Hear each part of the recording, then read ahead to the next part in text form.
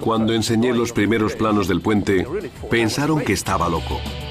El equipo que construyó esta autopista hacia el cielo tuvo que enfrentarse a corrimientos de tierra, capear vientos racheados de 130 kilómetros por hora y mantener el equilibrio en medio de gigantescas tormentas. Es un puente que ha llevado al límite, e incluso más allá, las fronteras de la ingeniería.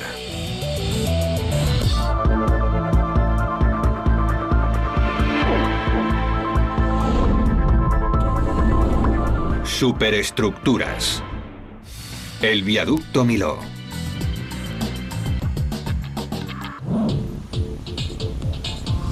Imagínense que se construye una serie de torres Eiffel y después se engarza una autopista entre ellas para atravesar el valle más profundo de Francia. Aunque parezca imposible, esa es la descripción del viaducto de Millau. Desde el principio, el equipo de construcción se enfrentó a tres grandes retos. 1. Construir la estructura de puente más grande del mundo. 2. Colocar una autopista de 36.000 toneladas encima de ella. Y 3. Erigir 7 pilones de acero de 700 toneladas cada uno. Y lo que es más, tuvieron que llevar a cabo todo ello a cientos de metros del suelo. A tanta altura que aunque nos subiésemos a lo alto de la Torre Eiffel, tendríamos que mirar hacia arriba para ver el puente.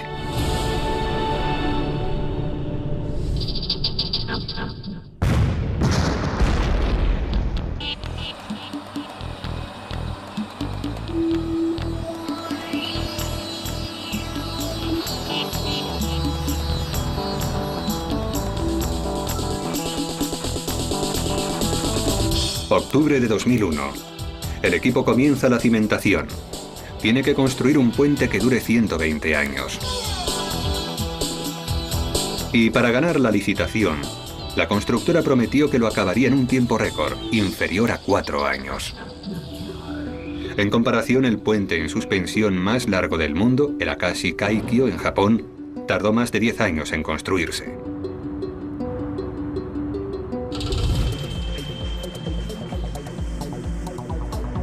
Y para mayor presión, cada día de retraso le costará a la empresa 24.000 euros al día de penalización. Consta de 7 pilones que se enumeran desde el extremo norte del valle. El número 1 supone un problema a causa de la elevada pendiente. El número 2 constituye el mayor desafío porque es el más alto. El número 3, que atraviesa el río, mide casi lo mismo. Y luego van el 4, el 5, el 6 y el 7 hasta llegar a la pendiente menos pronunciada del sur.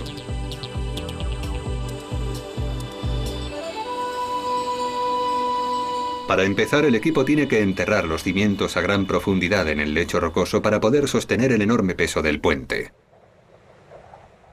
Pero las fuerzas de la naturaleza se han confabulado en contra.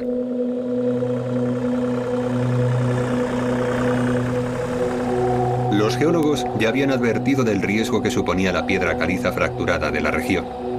El lecho rocoso está lleno de cavidades que resultan esenciales para la producción quesera local.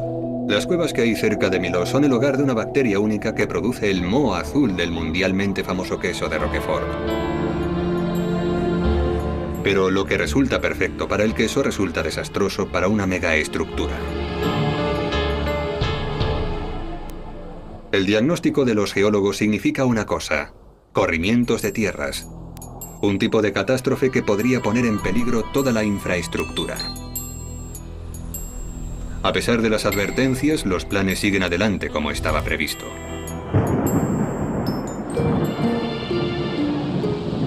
Entonces, cuando ya está avanzada la obra y tal y como se había predicho, una violenta tormenta provoca un corrimiento de tierras. 4.000 metros cúbicos de roca se desmoronan sobre el pilón 1. Por suerte, las rocas no dañan la estructura, pero el aviso no puede estar más claro. Es necesario destinar valiosos bienes de equipo y mano de obra a estabilizar la pendiente e impedir un nuevo desmoronamiento. Pero si la zona es propensa a los corrimientos, ¿por qué se eligió para construir el puente más largo del mundo? La respuesta es sencilla. En los años 80, Francia construyó una autopista que conectaba París con España. Era una gran arteria que surcaba la campiña francesa hacia el sur desde la capital gala y hacia el norte desde el Mediterráneo. Hasta que ambos tramos convergieron en uno de los valles más profundos de Francia y hubo que parar las obras.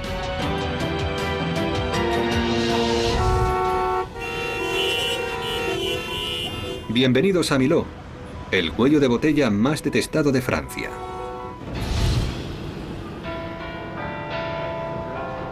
El pueblo de Millau se halla en la región montañosa del Macizo Central, una de las partes más tranquilas de Francia. Pero en verano esta población medieval se convertía en un infierno para el tráfico. Los residentes ya no lo soportaban más, ni su alcalde tampoco. Era horrible para nuestra reputación. Por la radio y la televisión se oía todos los días que había que evitar Millau, que siempre estaba embotellado con atascos que duraban 5 horas. Estaba muy claro que allí había que construir un puente, pero el gobierno francés tardó muchos años en ponerse manos a la obra. Los primeros planos se diseñaron en el Ministerio de Transporte 12 años antes de que comenzasen las obras. Su jefe de construcción de puentes, Michel Virloget, es un hombre extraordinario que piensa a lo grande, muy a lo grande. Fue el impulsor del puente de Normandía en el norte de Francia, el puente en suspensión más largo del mundo. Cuando se terminó esta infraestructura plusmarquista, Virloget se consagró a un nuevo reto, el puente de Millau. Su plan era construir otro puente en suspensión que llevase los límites de la ingeniería más allá de donde se había llegado jamás, con pilones 4 veces más grandes que los del puente de Normandía.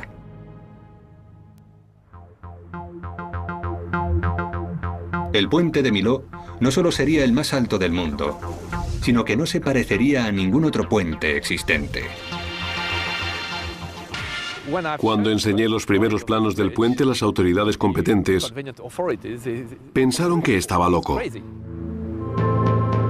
El puente de Normandía de Virloget consta de 2 juegos de cables que lo sostienen. Pero en el puente de Millau el ingeniero quiso intentar algo más difícil todavía y eliminó un juego de cables, con lo cual el juego de cables restante tendría que sostener el doble de peso. Pero lo que resultaba más espectacular es que el puente de Millau, que medía 2,5 kilómetros, en lugar de tener un solo arco principal, necesitaría toda una serie de pilones para sostenerlo a lo ancho del valle. Nadie había intentado nunca construir un puente en suspensión de arcos múltiples y un solo juego de cables a esa escala. Las autoridades francesas tenían un problema. Estaban nerviosas por el proyecto vanguardista de Virloget y convocaron un concurso invitando a otros ingenieros y arquitectos a competir con otras propuestas distintas. El ganador fue Lord Norman Foster, una de las superestrellas de la arquitectura mundial. Había construido la terminal del aeropuerto más grande del mundo en Hong Kong y una torre de comunicaciones de la que cuelgan literalmente las oficinas en Barcelona. Es un hombre acostumbrado a salirse de lo común y a triunfar en sus empeños. En eso consisten los retos. Cada vez que se supera uno hay que intentar otro más difícil todavía. Y en Millau el mayor desafío consistía en integrar el puente en el paisaje, dado que su emplazamiento se encontraba muy cerca de la garganta del Tarn, el equivalente francés del Gran Cañón. Había que lograr que pareciese ligero y delicado, pero que resistiese con firmeza las fuerzas de la naturaleza. Y había que integrar un proyecto de esa escala en un paisaje increíble. Irónicamente, la propuesta de Foster se basaba en el proyecto pionero de Virloget, pero lo llevaba un paso más allá. Convirtió una elegante obra de ingeniería en una delicada obra de arte. Eliminó 2 de los 9 pilones originales y estilizó acusadamente los pilones restantes y la carretera. Foster quería que el puente pareciera tan delicado como una mariposa. Pero esa mariposa tenía que resistir el peso de 5 torres Eiffel, con vientos de galerna a cientos de metros sobre el río Tarn. Si el diseño fallaba, se produciría una catástrofe. Entonces, con Millau todavía sobre la mesa de dibujo, el récord de Foster como constructor de puentes sufrió un gran contratiempo. El puente Millennium de Londres es de hecho otra estructura de récord. El puente con la suspensión más baja del mundo. Pero cuando el puente peatonal se abrió al público en junio de 2002, fue un completo desastre. Con la gente caminando sobre él, se desencadenó una frecuencia resonante y el puente comenzó a balancearse. Cuando la gente ajustó su paso al suave balanceo inicial, el efecto se multiplicó. Aunque no hacía peligrar la estructura, el balanceo era tan espectacular que las autoridades cerraron el puente para una reparación que duró año y medio y costó más de $8 millones. Era un mal presagio para el puente Millau, que pronto se iba a empezar a construir, y con una altura 15 veces mayor, un error en el diseño sería una catástrofe. Diciembre de 2001. El viaducto de Millau en Francia se encuentra en obras. Todo lo que rodea el proyecto es de una escala gigantesca. Serán necesarias 200.000 toneladas de hormigón, tantas que hará falta construir una fábrica de hormigón en el propio emplazamiento. Los enormes pilones se construyeron paso a paso vertiendo hormigón en un molde temporal.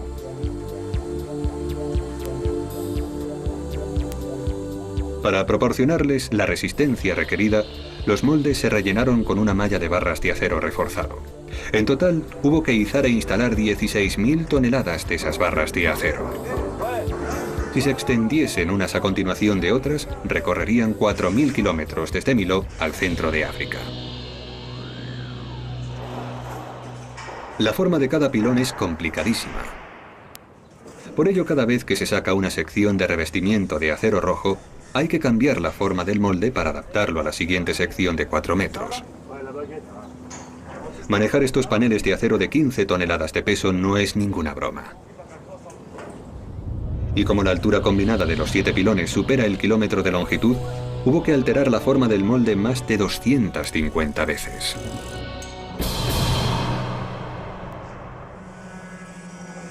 Cada 3 días, los equipos de cada pilón completaban el proceso y volvían a reiniciarlo. Era una carrera contrarreloj bajo la amenaza constante de los retrasos. Llevar a cabo la obra a tiempo y sin salirse del presupuesto era la desesperante responsabilidad de un solo hombre: Jean-Pierre Martin. Si en vez de 3 días tardábamos 4, si lo multiplicábamos por el número de placas que había que fabricar, podíamos terminar con un retraso de entre 3 y 6 meses. Con una penalización de casi 800.000 euros al mes es algo que Martin no se podía permitir. Y cumplir con el plazo no es su única preocupación. Cuando se están construyendo los pilones de puente más altos del mundo, hay que trabajar con una precisión exacta. Si se falla lo más mínimo, las piezas del puente no encajarán.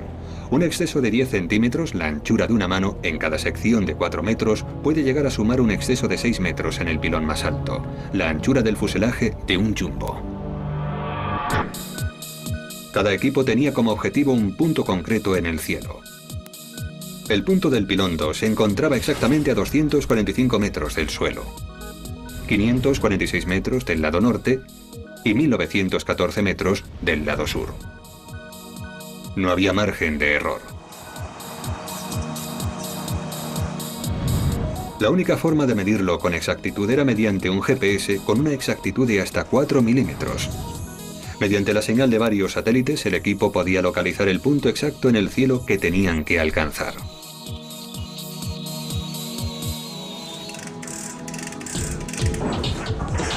Mes tras mes, los pilones iban creciendo. En noviembre de 2003 ya habían alcanzado su altura máxima. Con 245 metros, el pilón 2 se convierte en el más alto del mundo. ¿Pero se encuentra este pilón plusmarquista donde se supone que debe estar? Aunque parezca mentira, ha dado en la diana con una desviación de solo 2 centímetros. Se descorchan unas botellas de champán. Es hora de celebrarlo a lo grande.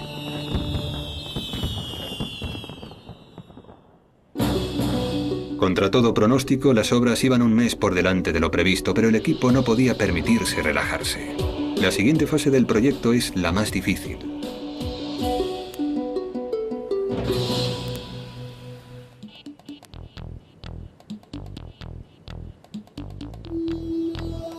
La fase 2 del puente más alto del mundo consistía en instalar una carretera de 2,5 kilómetros de largo y 36.000 toneladas de peso encima de los pilones a 270 metros de altura sobre el río Tarn.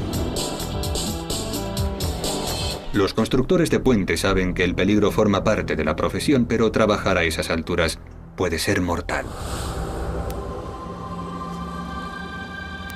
En la construcción del puente de Brooklyn, en Nueva York, fallecieron 34 personas. Y en las obras del puente Westgate de Melbourne, en Australia, murieron 35 personas en 1970. Un año después, 13 obreros perdieron la vida cuando el puente de Koblenza, en Alemania, se desplomó sobre el Rin.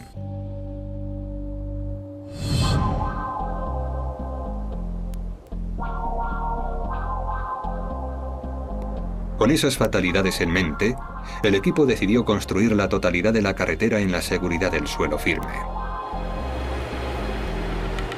Eso significaba fabricarla de acero, que en teoría resulta mucho más seguro que levantar enormes secciones de hormigón cientos de metros hasta colocarlas en su sitio. Este plan solo tiene un problema. Nadie ha instalado nunca una carretera de 2,5 kilómetros de largo sobre pilones de esta altura.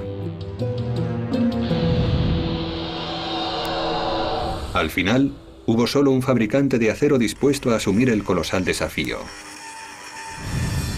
Eiffel, la empresa fundada por el gran ingeniero francés.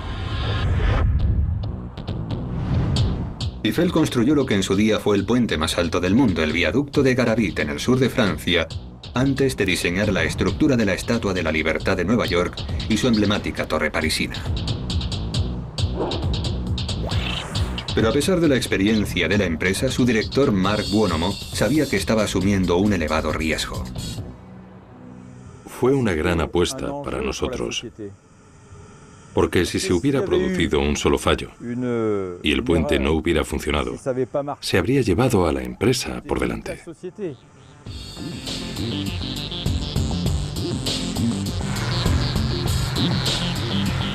Las enormes secciones de carretera se construyeron en las acerías de la empresa. El inmenso rompecabezas consistía en 2.200 secciones distintas con un peso de hasta 90 toneladas y una longitud de hasta 22 metros. Su precisión se midió con láser para ajustarla a una fracción de milímetro. Los grandes tubos cuadrados son la columna vertebral que hace rígida la carretera. Los paneles triangulares laterales se sueldan a cada lado para crear una anchura de 4 carriles. Para cumplir los agotadores plazos, Buonomo automatizó la producción con un robot soldador de 2 cabezas y una máquina cortadora de plasma. Cada secuencia de cortado o plantilla se programa en el ordenador y a continuación la máquina ejecuta automáticamente el diseño. El soplete alcanza una temperatura abrasadora de 26.000 grados centígrados, 5 veces el calor del núcleo de la Tierra.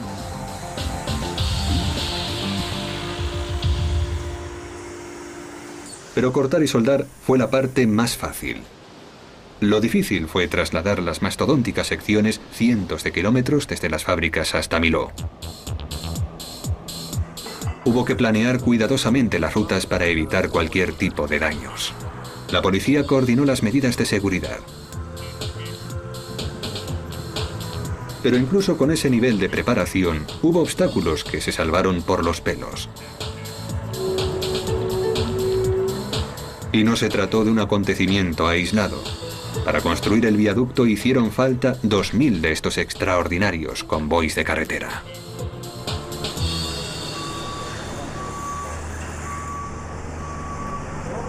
Las piezas llegaron a unas plantas de montaje instaladas a cada extremo del valle. Allí se soldaron las piezas del enorme rompecabezas para formar las 2 mitades del puente. Pero extender ambas mitades sobre los pilones de puente más altos del mundo a lo ancho del valle constituyó un gran desafío. Fue la primera obra en la que se instaló una carretera sobre un pilón más alto que un rascacielos de 80 pisos.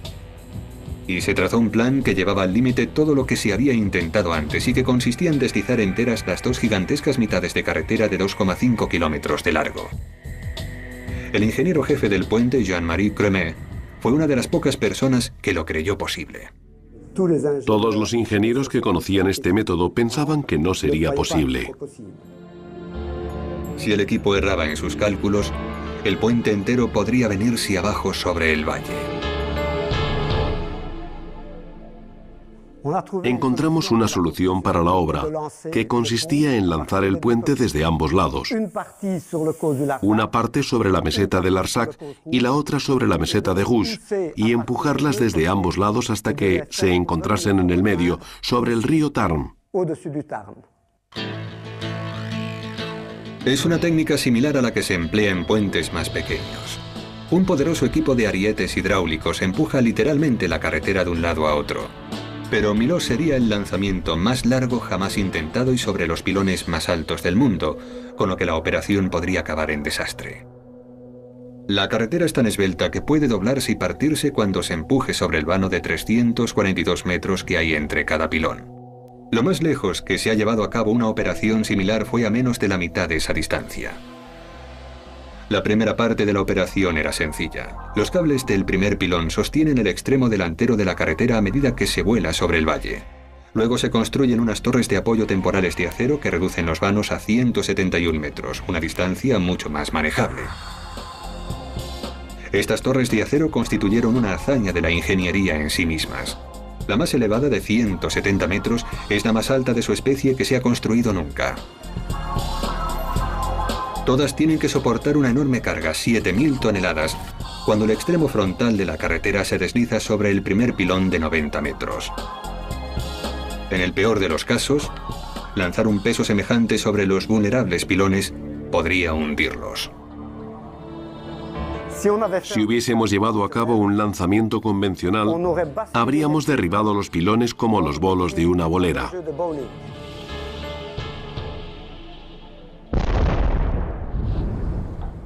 Alguien tenía que reinventar la forma en que se construía este tipo de puentes, y fue a Marc Buonomo y a Jean-Marie Crémet a quienes se les ocurrió la genial idea. El truco consistía en utilizar una serie de sistemas de lanzamiento para elevar la carretera a la vez que se impulsa hacia adelante. Cada sistema emplea unos bloques en forma de cuña a cada lado de la carretera. Un ariete hidráulico empuja la cuña superior, que se desliza al mismo tiempo cuesta arriba por la cuña inferior y eleva la carretera sobre sus soportes a la vez que la hace avanzar 600 milímetros. Entonces, la cuña inferior se retrae y deposita la carretera sobre sus soportes. La cuña superior regresa a su posición original y se reinicia el ciclo completo. Se colocan 4 de estos aparatos en cada pilón, todos ellos programados para funcionar exactamente al mismo tiempo. El resultado es que juntos pueden elevar y desplazar hacia adelante toda la carretera. Pero si uno falla o pierde el ritmo, puede provocar una catástrofe, ya que la fuerza desatada podría empujar los pilones del puente hasta derribarlos. Cuando estás allí arriba, contemplando Millau a 300 metros de altura, te preguntas si esto ha sido de verdad una buena idea. El futuro de todo el proyecto depende de un prototipo que nunca se ha comprobado.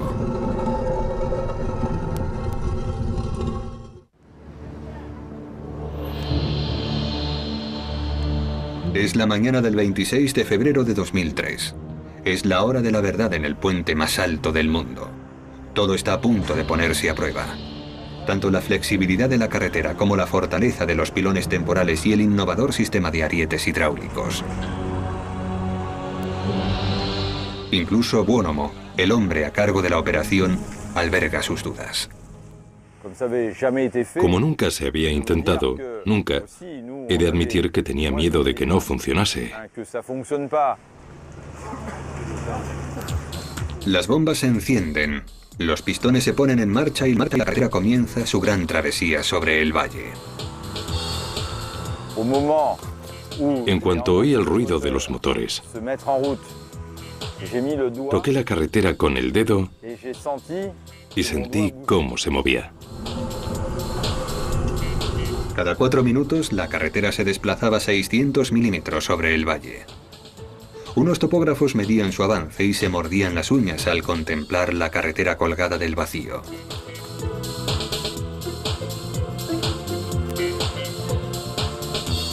Al final, la carretera llegó sana y salva al primer pilón. Le quedaban 204 metros menos y 2.256 más. El sistema de lanzamiento parecía funcionar según lo previsto. Los ingenieros estaban optimistas, pero a medida que la carretera avanzaba sobre el vacío, más vulnerable se volvía a los envites del viento, que allí puede alcanzar los 130 kilómetros por hora.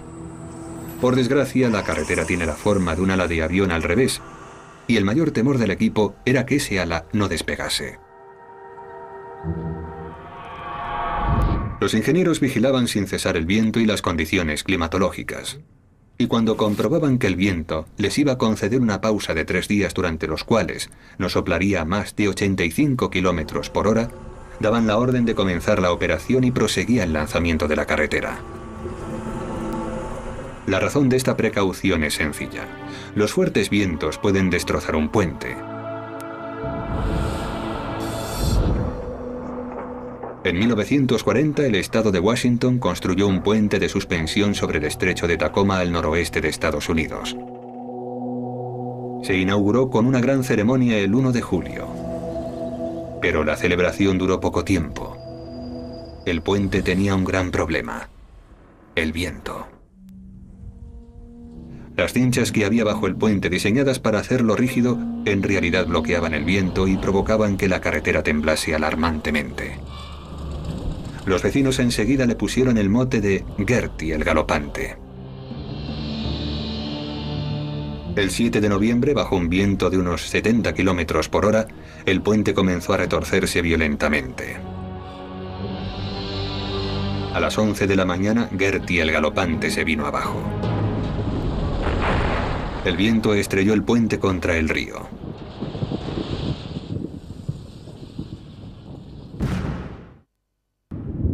Como resultado de ese accidente, ahora las pruebas en túneles de viento son un procedimiento ordinario.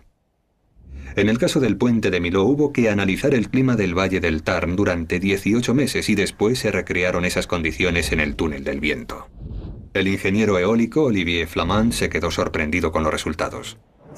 La velocidad media del viento era relativamente baja, pero las turbulencias eran tan fuertes que provocaban subidas repentinas de velocidad. El terreno escarpado provocaba graves turbulencias a la altura del puente y vientos huracanados de 130 kilómetros por hora. Se comprobaron todas las características del puente para analizar los riesgos, las torres, los pilones y sobre todo la carretera. Pero no bastaba con examinar la aerodinámica del puente acabado. Había que descubrir cómo se comportaría en el momento de más riesgo, durante la fase de lanzamiento. Olivier y su equipo llegaron a una conclusión escalofriante. Los vientos que habían medido eran lo bastante fuertes como para expulsar de sus soportes al puente en obras y estrellarlo contra el fondo del valle a cientos de metros. Entonces comenzó la pesadilla. El 22 de agosto de 2003, 6 meses después de comenzar la operación de lanzamiento, uno de los sistemas falló y dejó el puente colgando en el aire. Para empeorar las cosas, los hombres del tiempo predijeron tormentas. Hasta ahora estas enormes bombas habían funcionado perfectamente, pero la verdad era que se trataba de prototipos y que debido a los ajustados plazos nunca se habían puesto a prueba. El problema era que el teflón no adherible que había entre las superficies que resbalaban se había rasgado y la fricción generada superaba la fuerza de los arietes hidráulicos. Por desgracia, a nadie se le había ocurrido pensar en piezas de repuesto para las máquinas que se encontraban a mitad del lanzamiento en lo alto de un pilón de hormigón. Fue una mala noticia para el hombre que había puesto en juego su reputación por ese mecanismo. Me sentí muy presionado, como si tuviera veneno en la boca. Nunca lo olvidaré. Los ingenieros revisaron sus cálculos y hallaron el origen del problema. Habían subestimado la fricción entre las superficies deslizantes y no podrían arreglarlo sin los repuestos necesarios. El tiempo corría y Mark Buonomo necesitaba una solución rápida.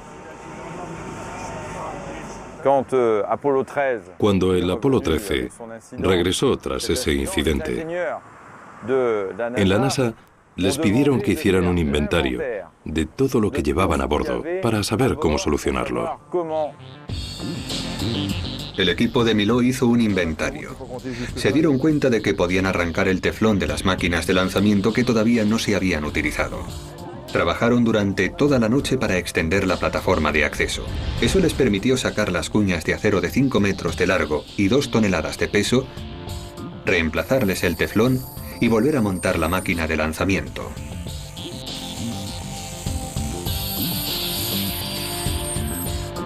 A las 8 de la mañana siguiente estaba lista para reanudar la operación. El resto de la semana llegaron las tormentas previstas y otra serie de máquinas de lanzamiento se desgastó. Así que cuando la carretera llegó por fin al siguiente pilón, el equipo respiró aliviado. Es algo que no se olvida nunca. Pasamos mucho miedo durante esas 4 horas. Las dos carreteras prosiguieron su viaje sobre el valle.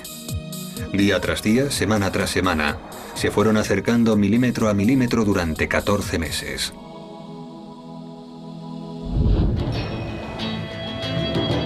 En mayo de 2004, ya habían alcanzado una fase crítica.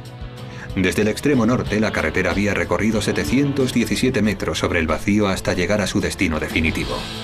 Desde el sur, el tramo más largo de carretera había recorrido más de 1,5 kilómetros. Solo había una sección sobre el río que le separaba, allí donde era imposible erigir un pilón temporal.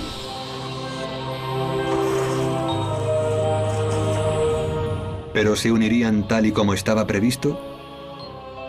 Si los cálculos son erróneos, habrán construido el elefante blanco más grande de Europa. Incluso el hombre que había detrás de todo el proyecto tenía sus dudas. No estaba en absoluto convencido de que ambas partes del puente convergieran con perfecta simetría. Tenían muchas probabilidades en contra. Calcular semejante infraestructura con precisión es una labor hercúlea. Para empezar, los puntos de partida a ambos extremos del valle estaban a alturas distintas. Y en segundo lugar, el puente describía una sutil curva. Como resultado, cada panel de acero que componía la carretera tenía que estar cortado y soldado con una precisión exacta. Si ambos extremos curvos e inclinados encajan como está previsto, será un hito de la ingeniería. El equipo comprueba la previsión del tiempo y con el viento dentro de los niveles de seguridad, decide iniciar la fase final. Los arietes comienzan a empujar el frente de la carretera fuera de la seguridad del pilón 3 y hacia su destino final. En este momento es necesario que un total de 21 sistemas de lanzamiento actúen exactamente a la vez para evitar el desastre. Y si algo fallase ahora, el responsable sería Mark Buonomo. Todo el mundo me preguntaba si creía que encajarían. Para asegurarme de ello, coloqué un GPS en la parte de delante que me permitía medir el hueco entre la posición teórica y la real. Durante los 2 días y noches siguientes, la carretera avanza 600 milímetros cada vez, rumbo a su destino final. Los medios de comunicación mundiales observan el crítico encuentro entre ambas secciones y para incrementar aún más la presión, se espera que el primer ministro francés acuda a celebrar el acontecimiento.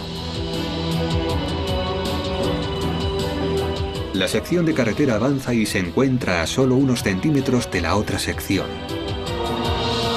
Entre ambas se cuelga un magnum de champán para festejar el momento.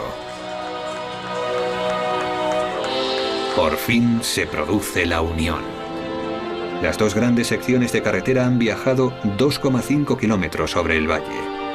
Y cuando se comprueba, se averigua que están alineadas a falta de 1 centímetro, lo que significa una precisión del 99,99%.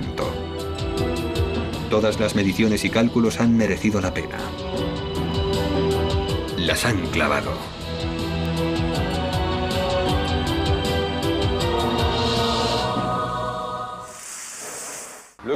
Cuando se unieron las cubiertas fue muy especial. Los informes viajaron por todo el mundo y en Salzburgo, Austria, llegaron a Felix Baumgartner, conocido como Félix el Conquistador.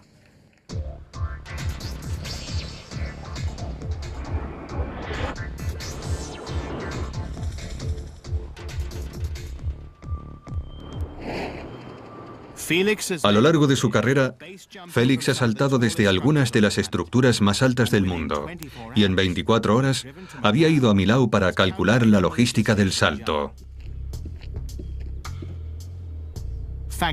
centrándose en sus dos objetivos, evitar el arresto y la muerte.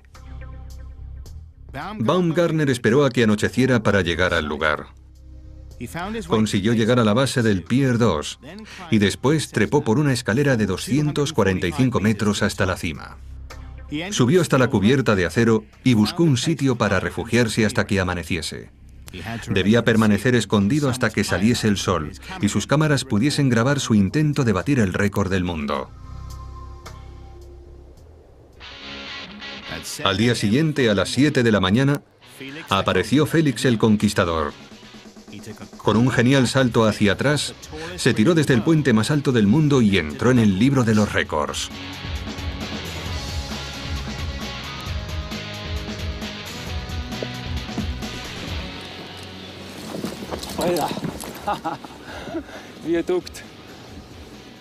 El puente más alto del mundo, 250 metros. Una vez evitada la muerte, se aseguró de evitar a la policía.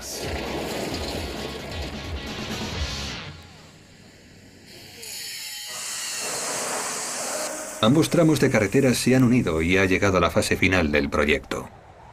Pero la carretera para cumplir el plazo continúa y los problemas aún no han terminado. Todo el mundo nota las dramáticas ondulaciones de la carretera de acero flexible, incluso algunos ingenieros veteranos cuestionan su integridad estructural. Fue una gran sorpresa para todos. Todos los ingenieros sabíamos que el acero era flexible, pero no tanto.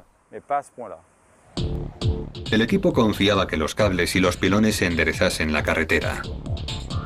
Cada pilón mide 90 metros de alto y pesa 700 toneladas, el equivalente a 85 autobuses londinenses.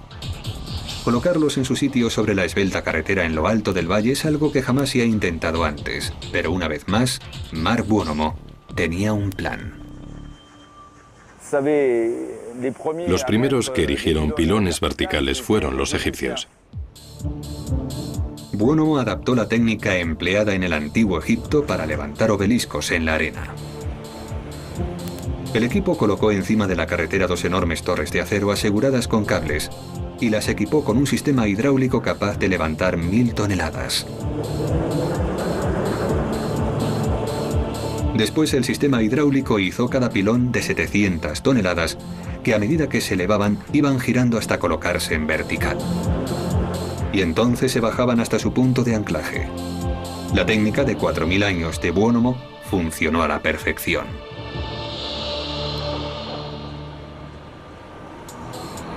Con los 7 pilones en su sitio, el equipo puede fijar los cables que enderezarán la carretera ondulante y le conferirán la resistencia necesaria para soportar grandes cargas de tráfico rodado, o eso esperan. La carretera pesa unas 40.000 toneladas, el equivalente a un transatlántico. Y las 154 fijaciones de cables deberían impedir que tiemble o se hunda. Los cables más fuertes están formados por 91 fibras de acero individuales y tienen una resistencia a la ruptura de 25.000 toneladas, suficiente para retener a 25 jumbos a toda marcha. Cuando se tensan los cables, según lo planeado, las arrugas de la carretera desaparecen. A lo largo de los 2,5 kilómetros de carretera, las ondulaciones ya no alcanzan ni el tamaño de un pulgar. La carretera por fin está lisa. Ahora hay que instalar la superficie, lo que añade 10.000 toneladas de carga adicionales, el equivalente a 153 tanques de guerra. Pero antes de abrirlo al público, hay que comprobar que el puente es seguro. Tiene que superar una prueba crucial.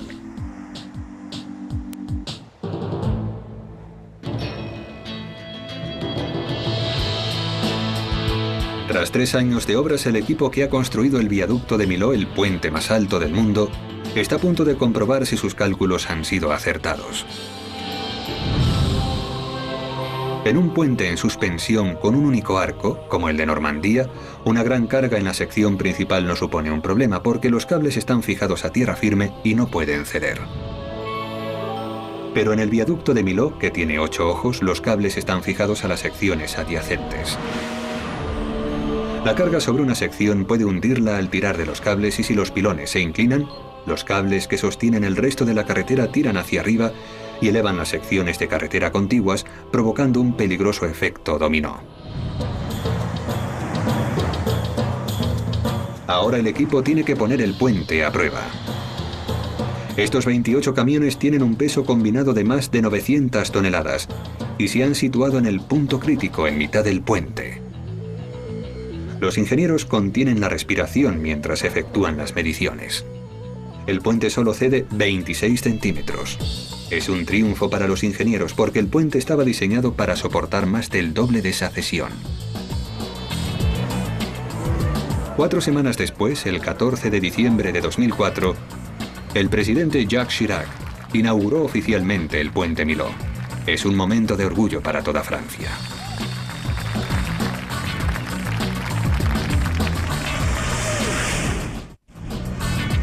Tras 3 años de obra se ha logrado erigir el puente más alto del mundo, diseñado para durar al menos 120 años. Contra todo pronóstico, el jefe del proyecto se las ha arreglado para cumplir los plazos de ejecución, pero eso no es de lo que está más orgulloso. Lo que más me enorgullece es que no ha habido accidentes graves, porque en las obras se producen muy a menudo, y aquí no se ha producido más que una lesión sin importancia.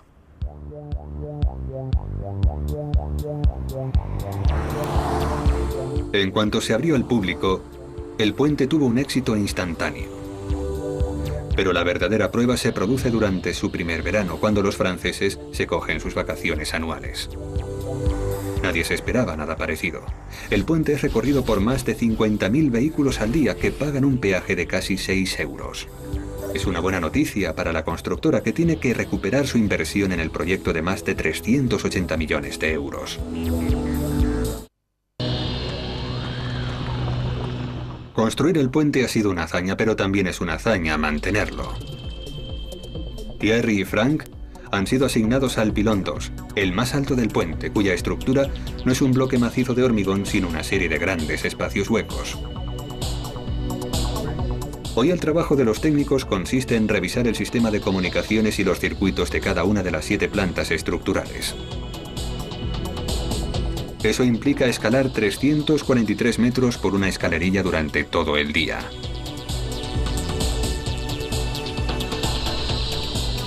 Al anochecer, cuando llega a lo alto del pilón, Thierry está exhausto, pero se ve recompensado. Desde aquí la vista es fantástica. Un panorama de 360 grados.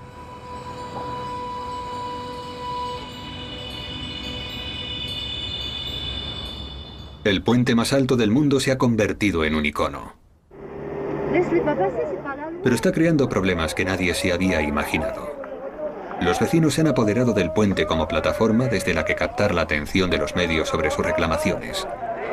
Esta muchedumbre espera obtener más subsidios agrícolas pastoreando un rebaño de ovejas a través del puente.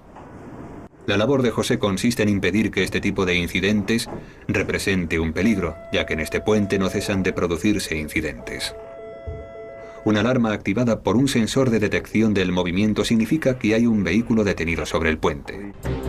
Nadie quiere que se produzca un embotellamiento en un puente de 2,5 kilómetros de largo suspendido en el cielo. José enfoca la cámara y descubre que un hombre ha abandonado su coche y está sentado peligrosamente en la barandilla. Seguramente se tratará de una avería, pero ya se ha producido un caso en el que un conductor se bajó del coche y saltó del puente para suicidarse. Bruno interviene.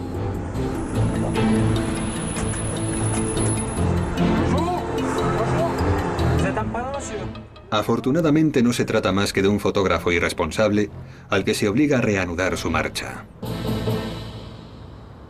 Puede decirse que el puente de Millau ha sido víctima de su propio éxito. Se ha convertido en un importante destino turístico con 700.000 visitantes en los primeros 9 meses. Por suerte, la mayor parte de ellos espera cruzar el puente para sacar fotos. Es magnífico. Hoy he conducido 600 kilómetros solo para ver el viaducto Millau. Solo tengo una cosa que decir. Es extraordinario. Todo el mundo se siente atraído por él porque es una infraestructura que ha batido un récord mundial. Pero a la vez resulta increíblemente hermosa, delicada y minimalista. No es lo que se espera de un puente casi un tercio más alto que cualquier otro puente del mundo. El arquitecto Lord Norman Foster ha logrado su objetivo de que el conductor tenga la sensación de que está volando. Cuando se abandonan las mesetas, parece que se vuela a través del puente. Estás literalmente por encima de las nubes. Y el resultado satisface al hombre que lo soñó todo. Ver acabado el puente que imaginé hace 15 años es mágico. Este es el puente en suspensión más alto del mundo. La carretera más alta del mundo y, por supuesto, con sus 343 metros, el puente más alto jamás construido.